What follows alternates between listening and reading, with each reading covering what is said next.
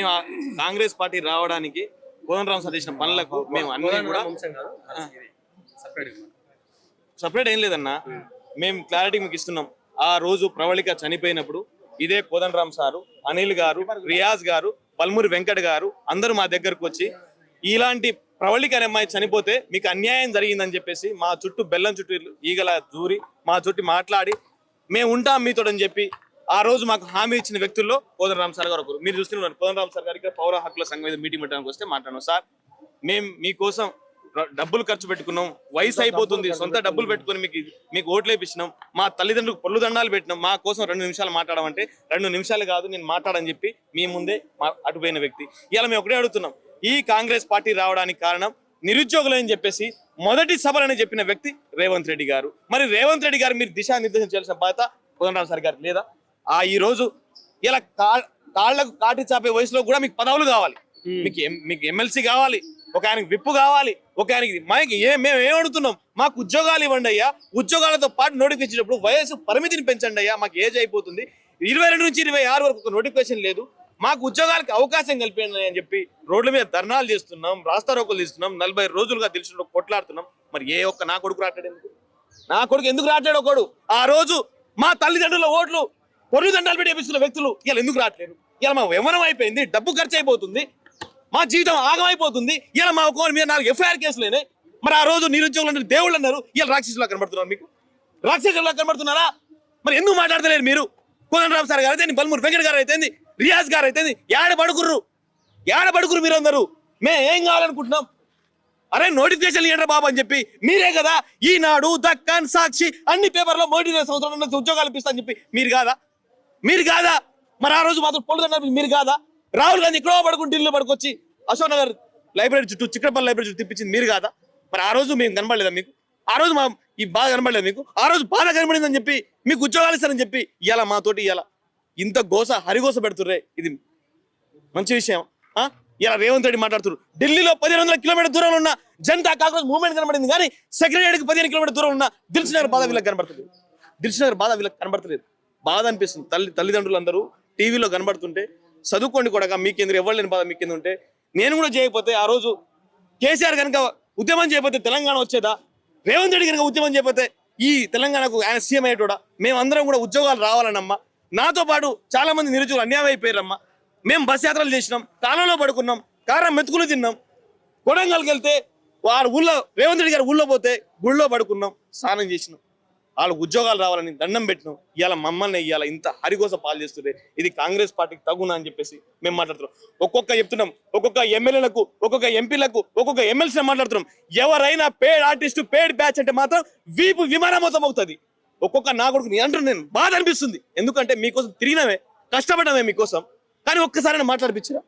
దేశద్రోహులనైనా ఆ నెక్స్ట్తో మాట్లాడుతున్నారు, కానీ మాకోసం ఎవరైనా మాట్లాడుతురా? చర్చలు పిలిపించరా? ఏం పాపం చేసినవే అంటే ఓటేసినందుకు మా అమ్మాయికి శిక్ష అనేది? అంటే మీకు మా తల్లిదండ్రులతో పాటు ఓటేపించినందుకు బాధనా? ఇంత అహంకారం, కన్నకారం ఎక్కిన రేవంత్ రెడ్డికి ఒకటే చెప్తున్నాం, బిడ్డా రేవంత్ రెడ్డి గారు, మీరేమనుకుంటున్నారో మేము గనక తలుచుకుంటే ప్రభుత్వాలు కూలగొడతాం, రాజ్యాన్ని నిర్మించగలుగుతాం. ఇలా జంజుల ఢిల్లీలో నడుస్తుంది, జార్ఖండ్ లో నడుస్తుంది, నెక్స్ట్ హైదరాబాద్ లో ఈ నిరుద్యోగుల యువత కలిసి ఈ రేవంత్ రెడ్డి మీద దండయాత్ర చేయబోతున్నాం. చూసుకోరిగా మీరా మేమా, రాబోయే 2 గ్రేటర్ ఎమ్మెల్సీ ఉన్నాయి. రాబోయే రోజుల్లో మీ పతనం పతాక స్థాయికి చేరపోతే, కింది స్థాయికి చేరపోతే మేము నిరుద్యోగులం కాదని చెప్పేసి ఈ మీడియా ముందు మేము మాట్లాడుతున్నాం. అన్న ఒక్క నిమిషం, మీరందరికీ మేము చెప్తున్నాం, పేడ్ హాస్టల్ అంటారుగా. ఇగో తెలంగాణ కాంగ్రెస్ ప్రదేశ్ మహేష్ కుమార్ గౌడ్ ఈ రోజు PCC అధ్యక్షుడు. ఆ రోజు ధర్నాకి ఆయన అఫీషియల్ లెటర్ మీద ధర్నా చేపించిండు. ఇది కాంగ్రెస్ పార్టీ చూడండి. తర్వాత కాంగ్రెస్ పార్టీకి ఓటేమని పిలుపునిచ్చింది నేను. ఆ రోజు బస్ యాత్ర చేసింది. ఇప్పుడు 3 ఆధారాలు చూపెట్టినా కదా, మమ్మల్ని వాడుకున్న తర్వాత ఇదే కోదండరామ్ సార్ మా ఇంటికి వచ్చి మా మద్దతు కావాలని చెప్పి ఈయన కోసం డబ్బులు ఖర్చు పెట్టిన వ్యక్తులలో మేము ఒకళ్ళం. ఈ రోజు ఇప్పుడు అడుగుతూనేమో ఆయన తప్పించుకొని తిరుగుతున్నాడు. ఈయన ఎమ్మెల్సీ కోసం మనందరికి తెలిసిన విషయాలే మాట్లాడతాను నేను, ఫ్యాక్ట్స్ మాత్రమే. ఈయన ఎమ్మెల్సీ కోసం హైకోర్టు పోయిండు, ఢిల్లీ దాకా పోయిండు, పెద్ద లాయర్ని పెట్టి గెలిపించుకొని వచ్చిండు. మరి మా సమస్యల మీద ఎవరు కొట్లాడాలి? ఆ రోజు ఓట్ల కోసమే బస్ యాత్రలో ముందు ఇట్లా ఊపిండు.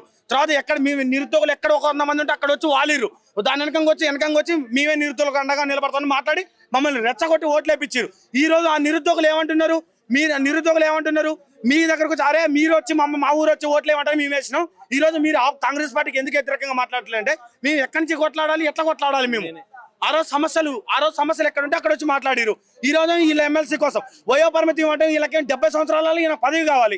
32 సంవత్సరాలు చదువుకున్న కానిస్టేబుల్ అభ్యర్థికి వయో పరిమితి ఇవ్వమంటే ఈయడ కాటి కాలు చాపినోడికే మంత్రి పదవులు కావాలి. నువ్వు ఓటేసిన నిరుద్యోగం వైసీటం వల్ల ఏమొస్తుంది? అప్లికేషన్లు పెరుగుతాయి. ప్రతిభ ఉంటే కొట్టుకుంటే లేకుంటే లేదు జాబు. అప్లికేషన్ ఫీజు ఆ రోజు ఇదే కోదండరామ్ సార్ ఒకటే రూపాయికి అప్లికేషన్ ఫీజు పెట్టాలన్న కోదండరామ్ సార్ ఈ రోజు కానిస్టేబుల్ ఒక్క అభ్యర్థి అప్లై చేయాలంటే 3,000 రూపాయలు అండి. 3,000 రూపాయలు అంటే ఒక నెల రోజులు ఒక హాస్టల్లో దిల్సుఖ్నగర్లో ఒక పూట 2 పూటలు అన్నం తింటే నెల రోజులు గడపచ్చు. ఉత్తగా అప్లికేషన్ అప్లై చేసిన 3,000 రూపాయల ఇంత దౌర్భాగ్యం ఎక్కడన్నా యూపీఎస్ అప్లై చేసిన 100 రూపాయలు. ఇలాంటి సమస్యల మీద మాట్లాడాలంటే నేను మాట్లాడినంటుండు ఈయన అపర మేధావి తెలంగాణకి. ఇంత దౌర్భాగ్యమా? శవాల మీద రాజకీయాలు చేయటమా? ఏమన్నా గట్టి మాట్లాడిన మీద స్టేషన్లో పెట్టి కేసులు పెట్టి ఉదయం నుంచి సాయంత్రం వరకు తిప్పడమా? ఏం దౌర్భాగ్యం? ఇదేం రాజ్యాంగం? రాహుల్ గాంధీ ఏమో రాజ్యాంగం కాపాడాలని తెలంగాణ భారతదేశం మొత్తం తిరుగుతాడు. తెలంగాణలో రాజ్యాంగం అయిందా? ఇప్పుడు మేము మాట్లాడినాక సాయంత్రం కేసులు. ఏం కేసులు? ఎవరి మీద పెడతావు? మా అంటే 15 లక్షల మంది అభ్యర్థులకు వచ్చి 4-5 మీద కేసులు పెడతావు. నువ్వే అన్నావు 87 కేసులు అయినాయి కాబట్టి నిన్ను ముఖ్యమంత్రి పదవి వచ్చింది. మా మీద కూడా ఒక 20-30 కేసులు పెట్టి మేము కూడా తిరిగి నీలాగా లీడర్లు అవుతాం. ఏం చేయమంటావు? ఇంత దౌర్భాగ్య పరిస్థితి ఏడుపు వస్తుంది అన్న. మేము వీడియో చేస్తే కింద కామెంట్లు పెడతారని నీ వల్లనే మాకు ఈ పరిస్థితి వచ్చింది, నీ వల్ల ఈ పరిస్థితి వచ్చింది అని చెప్పి మేమేం అడిగినాం అన్న? మీరిచ్చిన హామీలు ఏమంటా తప్ప? ఖచ్చితంగా మీరందరూ ఇదే మీడియా ముందు సాక్షిగా కోదండరామ్ సార్ నిలదీయాల్సిందిగా. మీ పెద్ద మీడియా ఛానల్ ఎలా చేయరు? మీ డిజిటల్ మీడియా వల్లనే మా సమస్యలు అనేది వెలుగులోకి వస్తున్నాయి కాబట్టి మీకు అందరికి చేతులు జోడించి వేడుకుంటున్నా. ఆ కోదండరామ్ సార్ రాగానే ఆయన పట్టుకొని మొత్తం మేము చెప్పిన అన్ని ఆధారాలు ఆయన అడిగే ప్రయత్నం చేయాల్సిందిగా కోరుకుంటున్నాం. థ్యాంక్ యూ అన్న. పొంగులేటి సీనియర్తో మేము బస్ అత్రేషన్ వీళ్ళు మమ్మల్ని పేడ అంటారు. వీళ్ళు రేపే పార్టీలు ఉంటారు నాకు అర్థం కాదు. కాంగ్రెస్, బీఆర్ఎస్, బీజేపీ, సిజేపీ అన్ని మారుస్తారు వీళ్ళు మమ్మల్ని అంటారు. చూసుకుంటుకో ఇదే సీన్ అన్న, ఇది నేను పక్కన బస్ యాత్ర చేసినాం కాబట్టి దయచేసి ఇప్పుడు కోదండరామ్ సార్ మాకు ఆన్సర్ ఇవ్వాలి. ఆన్సర్ ఇవ్వకపోతే మాత్రం ఇక్కడే దీక్ష కూర్చుంటాం. మరి ఎవరు పిలిపించుకొస్తాడు? రేవంత్ రెడ్డి వస్తారా? మరి విదేశాంగ మంత్రి వస్తాడా? హోమ్ మినిస్టర్ వస్తారా? చూద్దాం.